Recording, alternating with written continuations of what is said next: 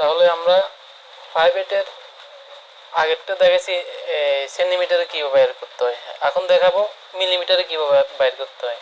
তাহলে 5/8 ইঞ্চির মিলিমিটার আমরা জানি 1 ইঞ্চি সমান 25.4 মিলিমিটার গুণ উপরের সংখ্যা দিয়ে 5 গুণ করতে হবে, যেটা বাইর হবে 127।